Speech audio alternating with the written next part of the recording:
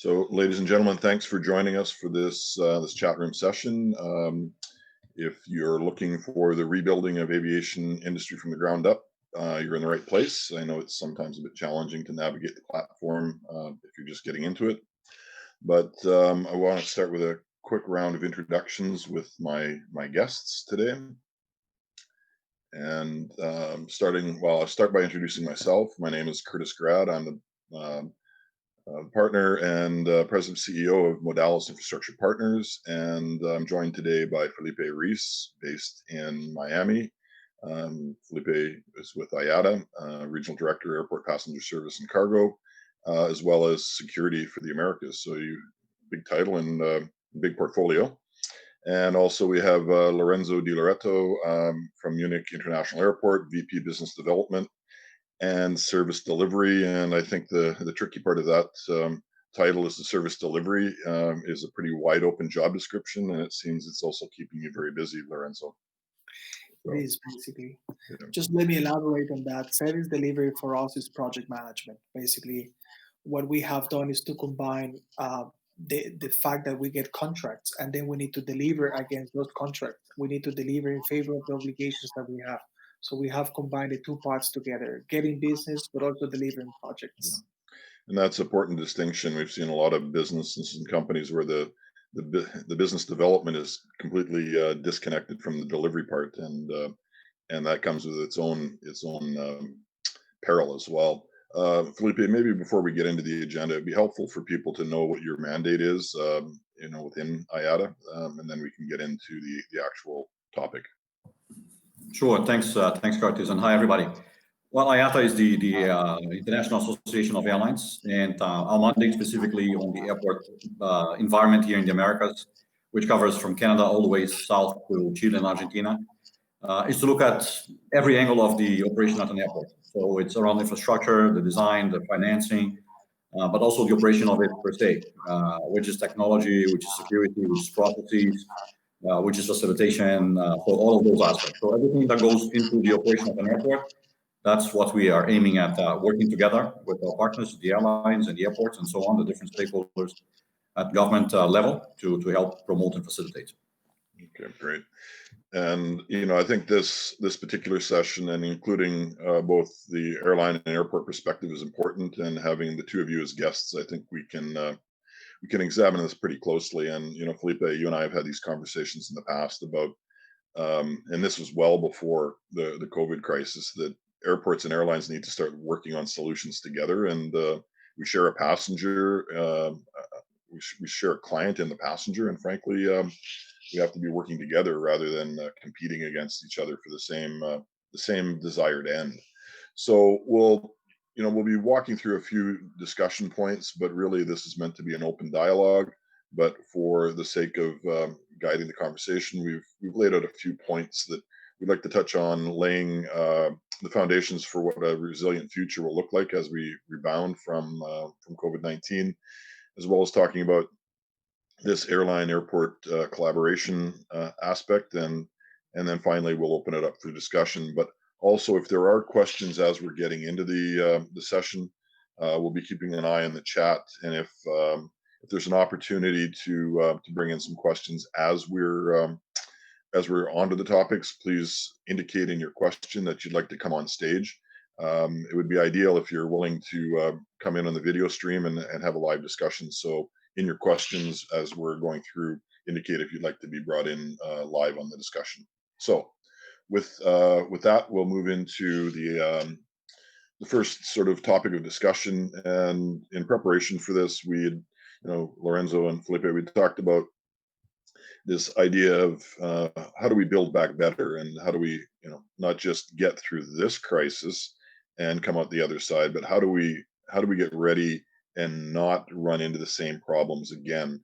But also, and I think we'll touch on this, what does the post environment look like, much like these other crises that we've faced in the past, whether it was 9/11 or the liquid bomb aspects and all the things that have changed the way in which we operate. But maybe we can start with, this sort of broader question about how do we build back better, and how do we align these things better for the global measures, because we've seen a lot of mismatch of approaches to deal with quarantine and coordination of rules and regulations. So maybe I'll start with Filipe, and then we'll get Lorenzo to chime in. It's a very interesting discussion, Curtis, by all means, because that's it's not an easy process in no sense. So I think we probably have at least two stages that we have to consider here. The first stage is today, and the stage is what will be of tomorrow. So regarding today, the airlines, they are very much in survival mode. So some countries, and again, I guess specifically USA and some countries in Europe, were able to provide airlines and airports some funding to help bridge the crisis, but that's not reality elsewhere. So it's a big challenge getting to tomorrow. So I was just earlier on a call with colleagues in the headquarters in Geneva. And the colleague of mine was sharing that yesterday EasyJet flew 23 flights. 23 flights. So that's dramatic. And we know of airlines that are planning on completely even shutting down the entire operation over the winter because, I mean, the demand is not there again because of COVID resurgence. And again, keeping an airline operating as well as an airport, it's hugely expensive. So it's not, it's just have the plane and you pump fuel into it and you go. It's way, as everybody knows, way more complicated than this. So many airlines are thinking about saying, we heard of an airline that's saying, probably come December 20, we're going to shut down and we'll be back maybe at the end of January, sorry. So that's quite dramatic. So it's completely unprecedented. So surviving, I think, is stage one. You wanted to say something? And even parking the airplanes doesn't create a zero cost environment. You know, the relaunching of those aircraft, whether it's in May, April, whenever that happens, you know, the MROs and all the others that need to service those airplanes and get them ready for the service again will be something else. So Lorenzo, from your perspective, how do you see this alignment issue and getting these global measures in place to relaunch? Well, I guess alignment, number one thing, was an issue because there was no alignment in the industry. And by that, I mean, even the institutions that represent airports or the different stakeholders, there was certain mismatch. I'm not saying the institutions were doing a bad job, but I guess indeed that showed that, or the crisis brought forward the fact that we need to have more, I would say, a cohesive approach towards these problems. Let it be IATA, ACI, governments, and all that. So there is a lot of work to be done in that sense, which is very good. And I guess people are willing, and the organizations are willing to work towards that. I guess the crisis was good in a sense that eventually ACI and IATA were really speaking on behalf of the shareholders or the stakeholders. So I guess at least for what respects ACI, I guess, become more known outside the airport industry or outside its common ground. I will say it was also doing a little bit of lobbying at political level, or it became recognized by the media or by the different political actors that they had to listen to ACI for making decisions about transportation or talk to IATA to make decisions about how to finance or how to subsidize. So in that sense, I guess the two organizations, not only IATA, ACI, and different organizations, gained power towards decision makers. So that was very positive. Yeah. I guess if we talk about Europe, I guess the case at the beginning was not very positive because despite the fact that we belong to a union, whichever the size and the type, I guess there was no alignment about the travel restrictions or eventually the different policies that had to be applied. And what we had was eventually a small bubble. Eventually, we from Germany could travel to Italy or Italy with the UK and all that. So I guess we have proven that we need to talk, or we have to talk, and we have to give more importance to the different bodies that represent us, IATA, ACI, and the likes. But there is a lot of work to do behind doors, which is about aligning and understanding how to approach the different scenarios that we have. And in that sense, I guess it's positive because it has shown us that we have to do work and that we have to work together. So in that sense, I'm somehow happy with what I have seen in the late weeks in which it's different entities and stakeholders are talking and working with each other. Yeah, absolutely. You bring up a good point about visibility. Sorry, Filipe, go ahead.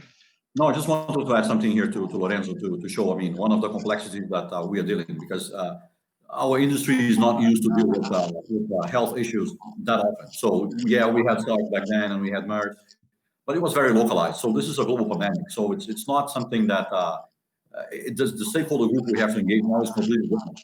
And they speak a different language. They have different principles. They have different objectives. And we are in the learning game, very, very honestly. So as Lorenzo was saying, the alignment that we necessarily have to create between airlines and airports, for the sake of, for instance, going out and saying, okay, let's do testing. Let's accept testing as a solution. We want testing to be done such a way. We're not waiting for ICAO to come out with their next phase 2 of the PARC document, which will provide more guidance, definitely more guidance on how that should be tackled. Testing should be tackled before departure, after the arrival, and in different scenarios. But it's a completely different speech. So one thing I guess we all will agree is that quarantines, the way we've been seeing them, simply kill the business. It's the equivalent of maintaining borders closed. So we need to find a way. Vaccination will come, but it will not be today or tomorrow. So we need to keep on working on those solutions, even if they're only interim solutions. But that's the task at hand. Yeah, and I think the other question that was raised, or the point that you made earlier, Lorenzo, is you've got IATA and ACI that are two important players from both sides. But one of the things that's always been quite apparent is IATA is a much more visible organization to the general public. You know, I wouldn't say 9 out of 10 people know IATA, but when you talk to somebody on the street, they've probably heard of IATA and they know that it's the airline industry. Whereas I'm not sure you'd get more than a 1 or 2% recognition of ACI, and it's just the nature of the two organizations. And I think that's the real challenge. But you know, the fact that the visibility may not be there in the public, the more important thing is how effective they are in working together. And maybe while we're chatting here, I'm going to ask the audience to help us with a bit of a informal poll. Just do it through the chat, but you know, give us your sense of what you think the grade is between IATA and ACI in terms of collaborating on this pandemic. We've seen a lot of work in a lot of the social media in terms of working together on messaging, but I'd be curious to hear what the audience thinks about the level of cooperation or collaboration between those two organizations. While they're working away on that, let's talk a little bit more about some of the other points that are made here, including this institutional support and how important entry through this, and maybe some of the sort of financial foresight and where you see the efforts and the resources going on the way forward. Lorenzo, you want to give it a go first? No, I guess the institutional support is very much needed. I mean, we have seen, I guess what is important is that ACI and IATA, for instance, you know, I guess the conflict that exists regarding tariff and all that was put aside, and that's important, and that the two organizations are really working on global measures. So that's important. I guess the airports have received significant institutional support from ACI, at least. I guess ACI Europe has been very vocal, yeah, in communicating out what are the benefits of supporting airports, or what is the impact that airports have onto the society and the economy. Yeah, so that's very good. I guess then the governments on the other side, I mean, governments are regional governments, are country governments, yeah, have been, I will not say selfish, the interest being very much localized, yeah. They have not eventually thought about industries, you know, across regions. They have thought about pillars within their economies. So that horizontal thinking versus vertical thinking might have created some clashes, because we are in businesses that need to benefit and do benefit from economies that goes across regions. We have passengers from all over. We have planes coming from all over. So anything that is subsidized in a country is impacting us, even if we are not a country. So this is a little bit of, on one side, you have people who think and subsidize in silos. act in silos, and we have people or institutions that act globally. So that's something else that we eventually need to look into. For instance, in the case of the European Union, the action needs to be more global, I would say, but somehow we're getting there. Then how to as an airport, I guess we have done something very good, and it's the communication.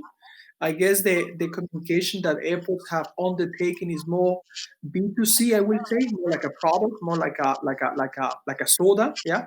We have there going on social media to talk about, hey, my airport is clean, my airport is respecting the different procedures or regulations that has been imposed by the government. And I guess that's something that I didn't see before, right? We airports are more talking on directly to passengers and more openly, and also promoting ourselves. And this is also part of how do we bring the industry back, by building that trust. If now I know that X airport or Y airport is doing something, at least it's speaking about itself, then I feel more comfortable. Even if I see pictures, which are not necessarily up-to-date pictures, but if I see that what I'm seeing creates comfort in me, then I will travel, for instance, or at least will making me think about traveling, which is also very important. Yeah? We need to somehow, as airports, start positioning in the minds of those potential travelers, which is basically consumer brands are doing, for instance. So maybe that's a new angle for us to explore. Not only do B2B, meaning communication marketing towards the airline and eventually the different tenants, but now really going after passengers aggressively, yeah, talking to them or being able to dare talking to them, which is also very positive. Yeah, it's certainly the challenge in our business is that we have been much more focused on local communication, but and again, I think that's the contrast between particularly IATA and ACI. But also, you know, we're seeing some different issues coming up, and we talked about this in a session yesterday. But governments are using this as an opportunity to say, yes, we may provide some support to airline industry, but it's going to come with strings attached. And I'm thinking about the recent announcement from the Canadian government. Yes, we are now considering some support for the airline industry, but it's going to come with the condition of you must continue to serve small communities, and we want to see cash refunds rather than just vouchers. And you can understand why governments are doing that, but it further complicates and delays the solutions. And I'm sure you know, IATA's got more than one country that's putting strings to the relief packages, but maybe you can comment on that a bit, Filipe. Yeah, absolutely. We do see countries that have strings attached to recovery plans, and it's very challenging because, as you say, it only complicates the situation. So I think all governments will eventually agree that the airline industry, and that of course includes the airports and everything that comes along the value chain, is very relevant for the economies of all the countries. So we run lots of different analysis from the macroeconomic perspective on what the contribution is of our business to the extended value chain, the generation of employment, taxation, commerce, cultural exchange, so on and so forth. And there's no disagreement with this, I guess, anyway. The point is again, we ask governments not to put strings because that makes the process more complicated. So you mentioned a few, we've seen others. We've seen governments coming up with green strings. And in some cases, it's I mean, what we tell them, look, you don't need to go with that because we already, for instance, in the case of the green aspect, we already have lots of incentives to do it. I mean, newer aircraft burn less fuel, therefore are less polluted. So, and fuel is 30% of the country of running an airline. So by changing fleets and by keeping modern fleets, it helps address the situation. And again, we are the only industry, as far as I know, that has come up with a plan to deal with carbon emissions over the next year. So we have a commitment to be carbon neutral by 2050, which is not a small thing. So we understand the pressures that the governments have to deal. We understand that that generates the need from the constituents to address it. But at this stage, what we really ask them is saying, look, we are in a situation where we really have to survive. And we ask for the business to be managed as a normal business and not that extra strings attached to it, which again, as you said, Curtis, makes it only way more complicated. Yeah, go just ahead. I guess governments or whoever provides a subsidy, yeah, I guess those will have to be less transactional and more strategic. Like for instance, if for the sake of facilitating a loan or eventually subsidizing your business, what this very institutional person should do is look into the future, look into how is that forcing you to go into a transformation process. Like for instance, if I'm not mistaken, Air France was asking for subsidies, and the French government said, okay, yes, provided that you become greener. Yeah. So this is, I don't know if this is, I read it in one of the magazines or one of the newspaper. I don't know if this deal went through basically, but that is for me is saying, okay, fine. They understand they have the obligation somehow, at least they have the morale to go and support you because it's needed to support the business. But then overall, what was good is that the governments are thinking about the long term. Yeah. So I will use the crisis as an opportunity to go and transform what I believe needs to be transformed in the transportation industry, in the airport industry, in the airline industry. So if the governments are thinking this way, or if this is the line of thought for some governments, I guess that will be positive at the very end of the day. Yeah, absolutely. I think one of the other challenges there's what we look at from the business perspective as representatives of the industry, but as a personal perspective, if I have funds tied up in fares that I paid for that I can't get my money back, you can see where some people aren't sitting well with the idea that they feel like they're financing the airlines, and I think it's a necessary situation that it needs to be the way it is.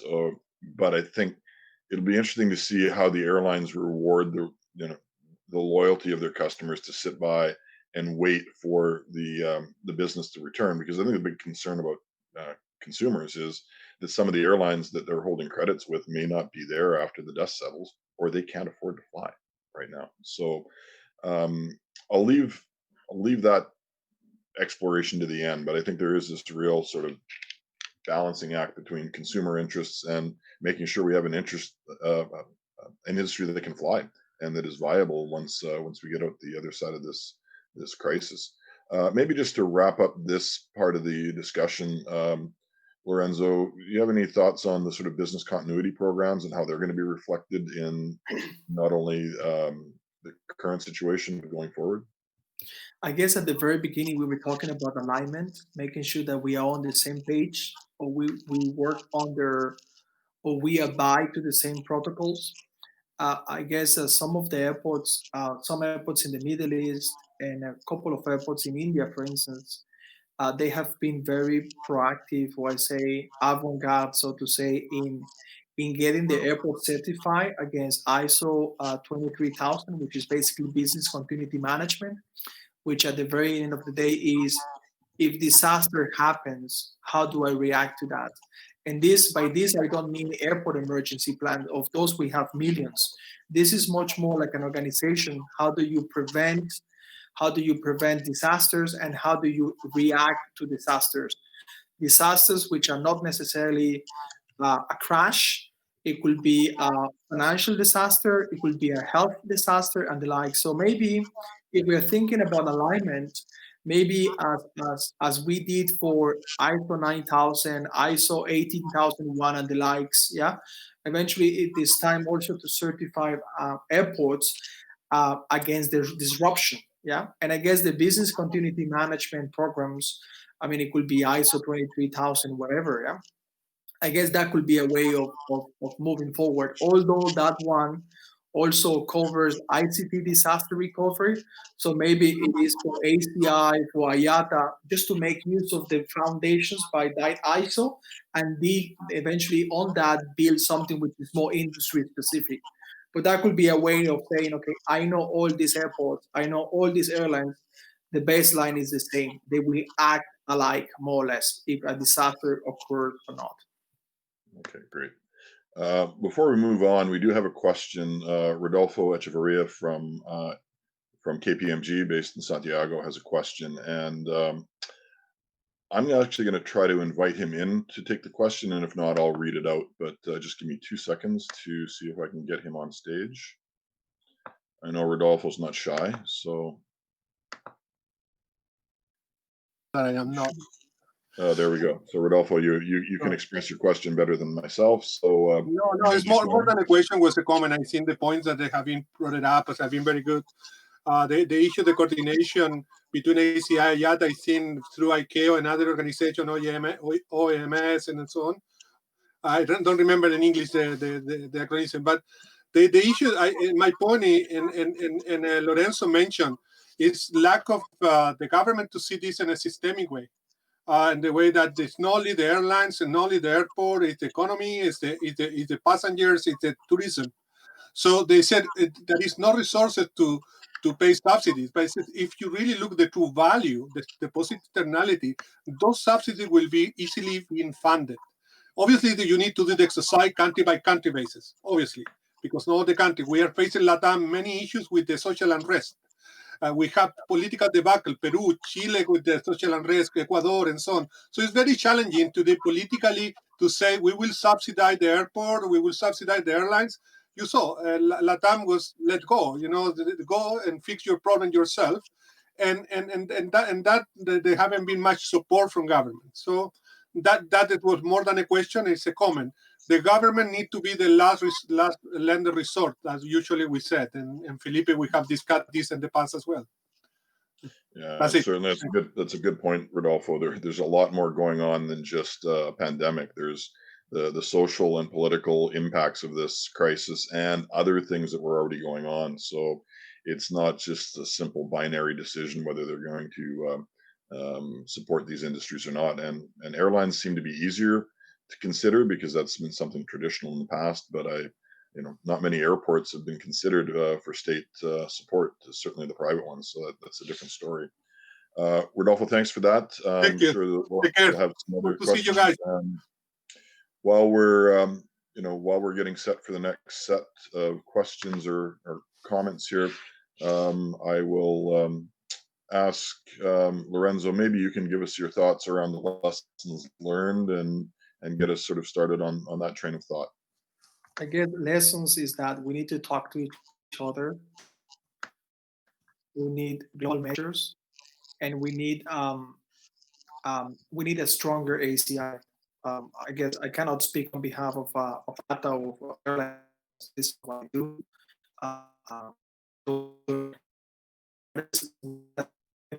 We do need to really ACI known as eventually IATA, as respected as IATA, and really speak on behalf of the airports on a global basis, and eventually just really be the moderator, the negotiator on behalf of airports towards governments, for instance. That's one of the lessons. The second one is that, I guess eventually, I guess health is very important indeed. No one is challenging that.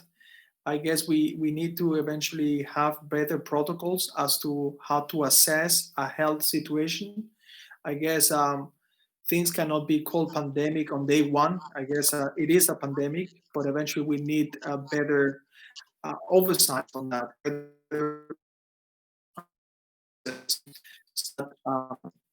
Not only activating but deactivating traffic. Yeah, that's something in which I guess there is a lot of exercise to be done. And who is exactly the right person to speak about it? In one country, in a government, we have 5-6 people speaking, and the 6 of them give different opinions. So what do you do? Not only as a passenger, but also as a business owner or a representative of a business, which decision you make if 6 people who are supposed to make decisions, one is declaring that a pandemic and the other one is just saying, do whatever you want. So also we as a business expect that whoever is to make decision on that, on classifying, naming things by their names, are more thorough and more responsible as well. Yeah, certainly a key challenge. Filipe, anything to add to that discussion? I think complementing here what Lorenzo is saying is it's time to learn. Surely, again, we had situations in the past that not as wide as this one with SARS and MERS and stuff like this. And I think as an industry, we kind of didn't do that homework. and that is probably making us suffer more than what we could if we were to have done a better job back in the past. It's a very complicated job. Again, I was on another call today discussing with possibly 10, 12 different governments, big governments from big countries, how to go about very simple things like a form to guarantee that governments are giving the right information they need to give them the level of comfort that passengers coming to their end are safe. And a simple form is being discussed for 2 months. So it's very complicated process. It's a very political process at the end. But that's something we have to do. So I tend to believe that whenever you have crises like that, you also have opportunities. So I think we have to grab those opportunities and keep transforming the business. So we still operate on very historical, traditional levels. And in some of them, I'm a deep believer that it's time for us to move on and go for something bigger. Will it take time? Yes. Will it take lots of lobbying and engagement and discussion and agreement and alignment? Yes. But we got to do it because, I mean, I've been in the business for 30 years and the crises are always deeper and the peaks are always higher. But the distance between the two, logically, is only getting wider. So whatever impact we suffer, the consequences are quite dramatic. And it might be on a national level, it might be a regional level, or as we are today, it might be a global level. So we are, by definition, we are a global industry. We're possibly the first global industry, aviation, in the history of mankind. And therefore, we need to have a level of standardization. We need to have a level of harmonization to make sure that we can deliver what we're supposed to deliver, which is to connect the world, increasing city pairs, and to offer affordable and easy to access products so that people can travel for whatever the reasons, plans, relatives, business, and travel the world and come to see the world and do what they need to do for work purposes. So again, I think the focus here should possibly be once I get over the hump, take some time, look back, and then again, institutions like ACI, IATA, ICAO are ideally placed to do this because again, we are all global organizations. So we have to leverage on what we learned in the past, but build on it and properly transform so that we come out more resilient. Yeah. If I may, I guess also it is time to look into what capex airports may need going forward. Yeah, I guess it's time to look into new technologies, new systems, new way of delivering the service. I guess you can still provide 5-star service quality, but eventually have buildings which are designed, which are built in a different fashion. Yeah, we should look into more modular technology. We shouldn't eventually care too much about the way the terminal looks like. Rather, how is that helping us in deactivating the terminal in case of a crisis? So maybe we should do a trade-off on, if the crisis comes in, how do I also preserve my business and not only always shooting for the stars and only having big castles or white elephants? Yeah, that is one part of it. And we need to really look into technology.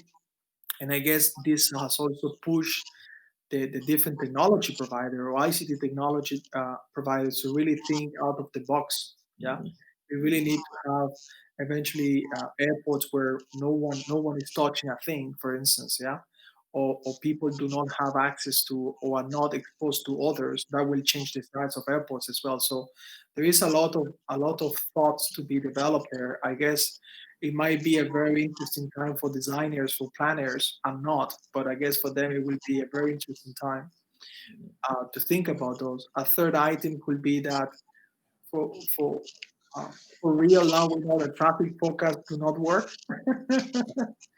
So and the only assumption we know about traffic forecast, if you look back, is that every 10 years you will have a crisis, more or less. Yeah, that has been the case for the last 3 or 4 decades. So now we know that next time we build a model, we need to put a crisis every 8 to 10 years. And if the business case is still there, we will go and invest. Yeah, well, we've seen all those forecasts with 3% to infinity, and you're right. You almost need to be planning a shock event every 10 years, and it's going to be something maybe not as severe as this. At least we hope not. But the two big challenges in airport concessions, particularly, is the traffic forecast the building program, and they're tied together. And Kim Day said something very relevant earlier today on her session, that it's not, people say, well, the only thing we know about forecasts is they'll be wrong. Well, I would actually say the only thing we know about forecasts is that eventually we will reach that traffic level. That when you see the curve, by and large, it's a matter of when you're going to reach that curve, not if. Most airports will eventually achieve that. So planning infrastructure for traffic peaks and traffic growth, not for periods of time. And that's a lot of the older concessions, that's the problem. You must build this infrastructure in this time period, irrespective of whether there's actual traffic. And I think the more modern concessions and the ones that are coming out or will be coming out of a post-COVID environment will hopefully be more traffic triggered and performance triggered than very prescriptive. And again, I also was listening to the ASM chat earlier today.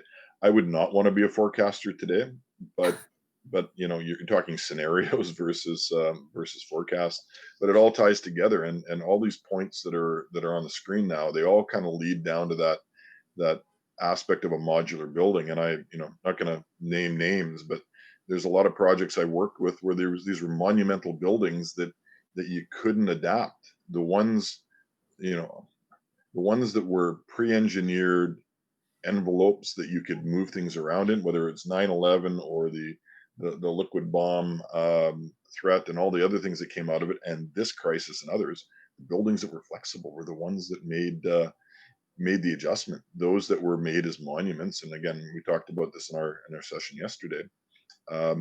It's much more difficult. Something as simple as laying series of conduits in different parts of the flooring allows you to move things around. When you can't drop a ceiling into a monumental building, you can't adapt. So on that note, there is a session tomorrow at 17:30 London time. Good.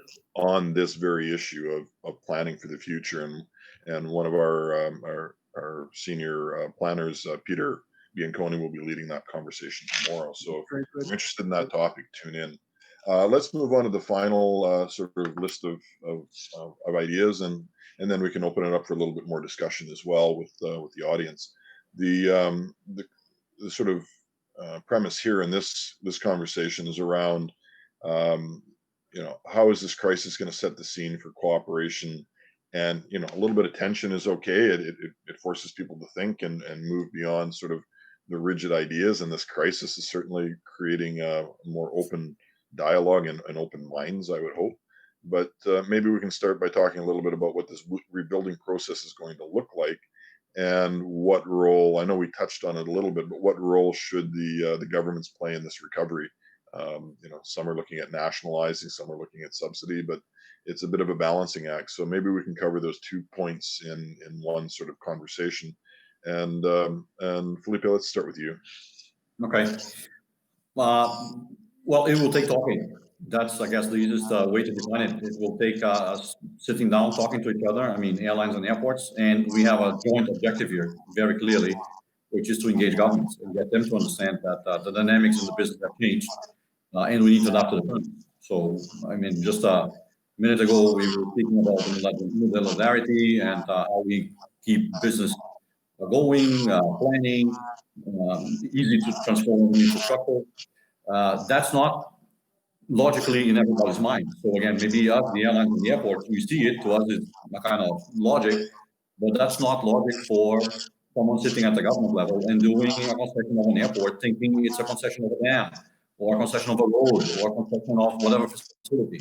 So we are a business that has its specificities, as any business does, and that's what we're trying to talk to the governments and get them to understand. So contracts have to be flexible. The requirements have to be, as we discussed a minute ago, have to be based on traffic demands. I guess none of us is looking at a huge infrastructure, as Lorenzo was saying. We're looking at something which is very efficient from the operational and financial perspectives, something that allows us to adapt and respond to the needs. So the needs of before COVID in terms of passenger demand and expectations, they will not be the same after COVID. That's very clear. It's going to be a different environment where people are going to have different expectations. One thing that we, the airlines, have been doing quite well with the airports for the last many years is trying to to push processes out of the airport. And there's way more to be done. Technology is there. It's a matter of sitting down and discussing and agreeing. And in many cases, we do need to have governments on board. So to your point, Curtis, a few countries were in the position to lend a hand to airlines and airports and help them overcome, hopefully, the crisis going forward. But for the ones that have not, for whatever reasons, what we tell them is, if you cannot help us financially speaking, help us in making the environment better, the working environment better. Make sure that we transform the legislation. Make sure that wherever possible, we reduce taxation, that we create a stimulus for the market to recover, that we try to unleash potentials that are there and that have been just held in a cage for whatever historical reasons. So there's lots of things that can be done. Again, on the legislative end, and that's regarding infrastructure, investment, operation, cost, direct, indirect cost, labor conditions. There are lots of things that can be done to help the industry recover and recover stronger and rebuild from there. So again, it will take lots of talking, and it takes truly us having a level of understanding in regards to what we want to achieve. As you say, the tensions are always going to be there, which they are positive because it forces us to talk. But I think looking at the airlines and the airports alike, I would dare to say, and I mean, I used to have that conversation with Angela in the past at ACI, that probably airlines and airports will agree in 85 to 90% of everything. But then there's 10 to 15% of the things that we see slightly different. Let's focus on the 85 because with that we can change a lot. And that's going to help airlines and airports alike. Yeah. Well, one of the questions that was posed to me just before this session from another colleague was about some of these areas in which airports and airlines compete irrationally. And I'm thinking about duty-free as an example, or even onboard meals. But duty-free is probably a more stark example where you've got this now pressure to be more efficient and find ways of reducing the footprint within the terminal and reducing real estate. But also the airlines are carrying around a lot of weight in aircraft relating to duty free that don't make sense, and less so now in terms of the operating models. But in this new environment, is there an opportunity for these parties to be working together where they're actually selling cooperative? You can be selling duty free on the airplane and delivering it through the airport. And we actually had an airline airport relationship where we were exploring that a few years back. It never materialized because there was other things to sort of sort out, but it was really a kind of interesting concept that airlines and airports working together selling duty free, not fighting over the same customer, but collaborating. Do you see that as a window of opportunity, Lorenzo, or is that still forbidden territory? I guess it is the way to go somehow. Here at Munich Airport, what we have is a partnership with Lufthansa. So it's basically it's a company that we have created for the sake of the planning, designing, financing, building, and somehow managing Terminal 2. So I will say that's a good reference. I'm not saying this should be replicated and applied all over, but eventually people should be invited to come and see what is the relationship that Lufthansa has developed together with Munich Airport, and what are the pros and the cons. Because of course, when you do a partnership, you also have things that eventually are limiting you. But for the sake of Munich Airport, I guess the partnership has been very positive. It has helped Munich Airport become, I would say, a hub, or at least it has been one of the engines, having Lufthansa as an anchor airline, also through that joint investment into Terminal 2, Terminal 2, which is basically dedicated to Lufthansa and friends, meaning all the different partners Lufthansa may have. That has helped Munich Airport position itself as a hub, and that has been, or that is basically a traffic generation engine for the airport, yeah? And the more passengers we have, and because the routes are basically going into China, going into Asia, going into eventually the States, we have had access to a passenger profile which is much more interesting, and therefore these people are eventually spending more money at the airport.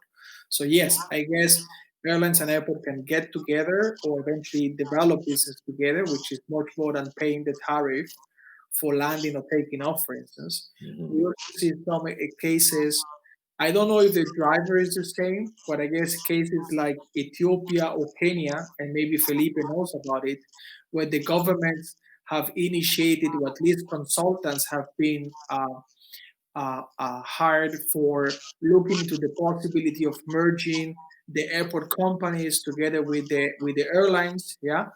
Also because there is major development. So Addis Ababa, but also Kenya, they want to develop or they want to become hubs. Yeah. So I guess the relationship between airport or getting these two assets together, meaning airport and airline, there is pressure on that, and there is more need of doing that. Eventually, the models that we have in the States, where basically the airlines are renting out or leasing out complete facilities, yeah, entire terminal buildings, yeah, JFK or you name it, yeah, that could also be a model. So I guess airline airport relationship could not only be about jointly managing or developing an asset, a terminal. It could also be about duty free, as you said. It could be about selling food, for instance. I guess if for me as an airport, if I jointly sell duty free with an airline, for me it will be a channel. That's a sales channel I need to work with. And so I wouldn't see that with bad eyes. I actually would like to just use it, as I said, as an additional way of positioning my product or my service. There is room for that, and again, this is an area where most of the innovation needs to come from. How the airline and airport gets together, besides technology, besides building or planning airports differently, it's how the airline and airport really get together on the 85%, Felipe, eventually, hopefully on the 100, but that could be an area of innovation going forward, business innovation, more or less. Maybe from 85 to 87. That's a good start. Yeah, absolutely. Honestly, I think we could have an entire session just on this idea of airport airline integration and operation, like the Gulf model. It has a lot of different threads to it, and a lot of it comes down to the capability of the state to be able to fund the necessary capital and all the other things that come with it. But certainly, it's been an interesting conversation. You know, the feasibility cases that you talked about, Lorenzo, are interesting. And again, we could probably dedicate an entire session to looking at a number of these different models and evolutions, particularly in the Americas. It's quite stark that Latin America is the second largest privatization market for airports in the world, second only to Europe. I think there's only one or two capitals left in Latin America that aren't some sort of private sector involvement. But you go north of the Rio Grande, and the world looks very different. That U.S. and Canada is 1% of private sector involvement in airports. And yes, there's a few terminals that are privatized. There's a few airports that are privatized within Canada and the U.S.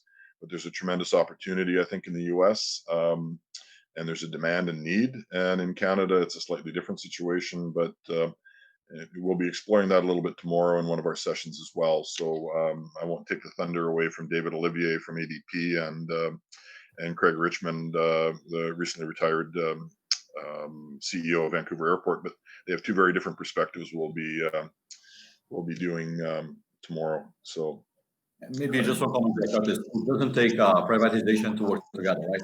So it's a state of mind. If we want to do it, we have to sit down and do it, and we can do it in privately managed, but also in government or county, state managed airports. It works well. It's a matter of creating the right conditions, the right incentives, and people will go at it. I'm pretty sure. And I think, you know, it doesn't matter whether it's a state-owned or local government-owned and operated airport or a private one. If the developer and operator of the airport's not talking to its key players and its key business partners, including airlines, and I've had far too many experiences in my professional career where we arrived at a project and the first they were hearing as airlines about the project was the day that we landed on the ground, because the government wasn't prepared to have the conversation with the users because it was going to be awkward. Right.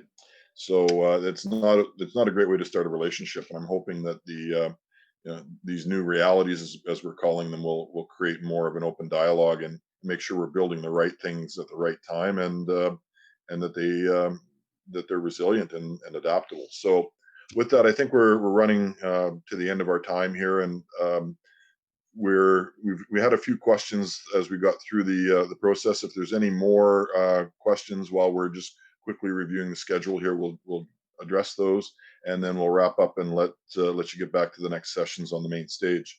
So we've got a few final questions here. We'll wrap up. One of them is a question directed to Munich, but Munich, the question is, what is Munich doing to build passenger trust and a comfort to get back into the air? And I guess you could also apply that very same question to IATA, but start with Lorenzo. No, I guess, and I'm very impressed by that. If you go on LinkedIn and look at Munich Airport's profile, there is a lot of pictures about, especially today, about the COVID test center, and they have a lot of images, and that this is eventually not only in German but in different languages. So that's very good. We're also showing every day on Facebook, for instance, the new airlines that are coming, which is not necessarily Lufthansa, because people will understand, of course, Lufthansa is traveling there, but we had pictures, we had stories about Qatar, about the different airlines coming. And that's, of course, I guess, creating certain warmth in people's mind, right? Or intention of people to travel. This is what we're doing. And then more on the operations or processes standpoint. So we are, of course, keeping distances as much as possible. We're trying to make the whole passenger journey as touchless as possible. Yeah. And that's basically what we're doing. We are just talking to airlines or pushing airlines to do more online check-in and things like that. Huh? But I guess one thing is what we do or normally do, which are respecting all the process procedures and becoming better, but also in communicating, which has changed. Because I guess airports are good, all airports are good, but passengers were not aware of that. And so what we have to do is really just explain to the passengers that things are happening, things are being implemented, and show it with pictures or videos, which is what we're doing, for instance. And I'm very happy that my colleagues in the marketing and communication team are doing that, basically. Excellent. And Filipe, what's your perspective on the same question? Yeah, likewise, we the airline, we added a series of new measures to the process. So again, we've been in a position, because we are a global organization, to learn from different ends of the world what airlines and governments are requiring and airports are doing. We spread it around, and we see every single airline member, and even, of course, new members as well, why not, take advantage of those recommendations that we've put out. So as Lorenzo said in the same way, I mean, airlines are heavily promoting the measures that they're putting in place. We believe some of the measures will potentially stay because they simply are seen as adequate. And many airlines are hinting that some of those measures will be kept in terms of between the cabin and so on and so forth. The other thing that we've been doing to help, again, generate comfort in traveling is clearly engaging certain governments, and whenever they say, okay, we are up for business again, we go out and we tweet about it. We post on it on LinkedIn and so on and so forth, and we say, hey, welcome back, country so-and-so. We love to have more people flying around and resuming business, and again, contributing to our economy and so on and so forth. So we are also not only taking the technical approach, but we're also trying to touch the human sense of it and the emotional end of it, and saying, traveling is something which is fulfilling, it's good for the soul, it's good for one human being, it grows, and so we are also trying to take that angle and, again, invite people to come back to the business and travel and get to see the world and enjoy it, because that's about it. Yeah, there's certainly pent-up demand, and once the vaccine is widely available and people have that comfort level, you're going to see a sharp recovery, but I guess we all have to be patient. I think that'll wrap it up. There's one final comment, and I thank Rodolfo for helping me with my English. But he points out that privatization is maybe not the right word, and that has been a term that's attracted some sort of negative connotations over the years.